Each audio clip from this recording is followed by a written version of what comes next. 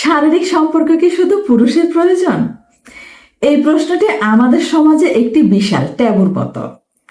অনেকেই ভাবেন এই চাহিদা কেবল ছেলেদেরই, কিন্তু বিজ্ঞান, চিকিৎসা শাস্ত্র এবং মনোবিজ্ঞান কি বলে? আজকের ভিডিওতে আমরা এই বিষয়টি নিয়ে একদম খোলামেলা, বৈজ্ঞানিক এবং যৌক্তিক আলোচনা করব। ভিডিওটি শেষ পর্যন্ত দেখলে এই বিষয়ে আপনার দৃষ্টিভঙ্গি সম্পূর্ণ বদলে যাবে। তাই কোনো অংশ মিস না করে শেষ পর্যন্ত আমাদের সাথেই থাকুন। নাম্বার 1, পুরুষ ও নারীর চাহিদার মূল পার্থক্য। আমাদের সমাজে একটি প্রচলিত ধারণা আছে যে পুরুষদের শারীরিক চাহিদা সবসময় বেশি থাকে এবং নারীদের এই নিয়ে কোনো মাথা ব্যথা নেই। কিন্তু আধুনিক চিকিৎসা বিজ্ঞান এই ধারণাকে সম্পূর্ণ ভুল প্রমাণ করেছে। পুরুষ এবং নারী উভয়ের শরীরে টেস্টোস্টেরন এবং ইস্ট্রোজেনের মতো হরমোন থাকে, যা মানুষের শারীরিক আকাঙ্ক্ষা বা লিবিডো নিয়ন্ত্রণ করে। পুরুষদের শরীরে টেস্টোস্টেরন হরমোনের মাত্রা বেশি থাকায় তাদের আকাঙ্ক্ষা দ্রুত এবং প্রকাশ্য হতে পারে। অন্যদিকে নারীদের ক্ষেত্রে এই চাহিদা হরমোনের উঠানামা, বিশেষ করে মাসিক চক্র বা ওভুলেশনের উপর অনেকখানি নির্ভর করে। দর্শক বন্ধুরা, আপনি কি এই হরমোনের প্রভাব সম্পর্কে আগে জানতেন? কমেন্ট করে আমাদের জানান। তাই প্রয়োজন দুজনের সমান, শুধু প্রকাশের ধরন এবং সময়টা আলাদা হতে পারে। নাম্বার 2, মানসিক ও আবেগের সংযোগ। পুরুষদের ক্ষেত্রে শারীরিক সম্পর্ক অনেক সময় মানসিক চাপ মুক্তির একটি মাধ্যম বা কেবলই একটি শারীরিক প্রক্রিয়া হতে পারে, কিন্তু একজন নারীর জন্য এটি কেবল শারীরিক মিলনের মধ্যে সীমাবদ্ধ নয়। নারীদের ক্ষেত্রে মানসিক নিরাপত্তা, ভালোবাসা এবং পার্টনারের সাথে গভীর আবেগের সংযোগ থাকাটা ভীষণ জরুরি। যদি কোনো সম্পর্কে মানসিক দূরত্ব থাকে, তবে একজন নারীর শারীরিক আকাঙ্ক্ষা অনেকটাই কমে যেতে পারে। এখানে একটি গুরুত্বপূর্ণ কথা মাথায় রাখা দরকার। নারীদের চাহিদা তখনই প্রকাশ পায় যখন তারা মানসিকভাবে সুরক্ষিত এবং সম্মানিত বোধ করে। তাই পুরুষের প্রয়োজন যদি হয় তাৎক্ষণিক, নারীর প্রয়োজনটি হতে পারে দীর্ঘস্থায়ী আবেগীয় সম্পর্কের ফল। নাম্বার 3, বৈবাহিক জীবনে এর প্রভাব ও জটিলতা। একটি সুখী দাম্পত্য জীবনের অন্যতম প্রধান ভিত্তি হলো দুজনের মধ্যকার শারীরিক ও মানসিক মেলবন্ধন।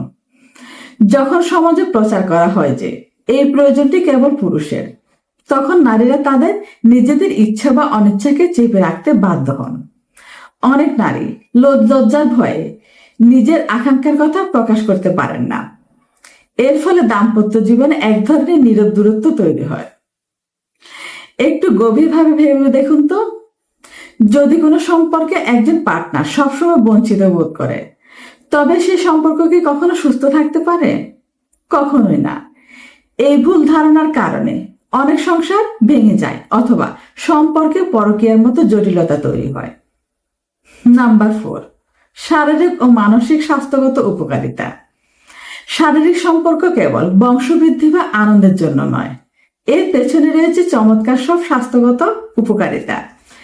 নিয়মিত এবং সম্মতিপূর্ণ শারীরিক সম্পর্ক মানুষের শরীরে অক্সিটোসিন এবং এন্ডোরফিন নামক হরমোন নিঃসৃত করে, যা মানসিক চাপ এবং বিষণ্ণতা দ্রুত কমিয়ে দেয়।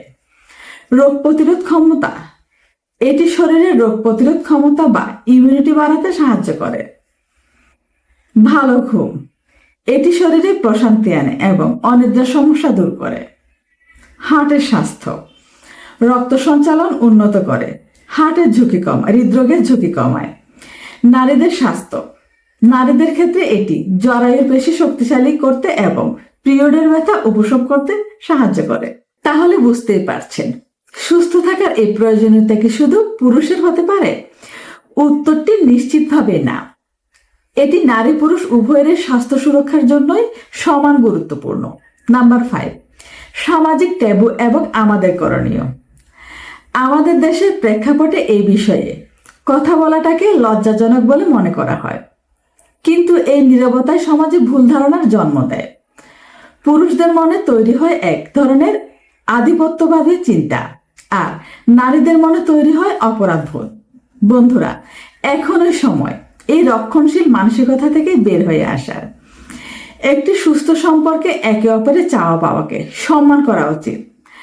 আপনার লাইফ পার্টনারের সাথে এই বিষয়ে খোলামেলা আলোচনা করুন।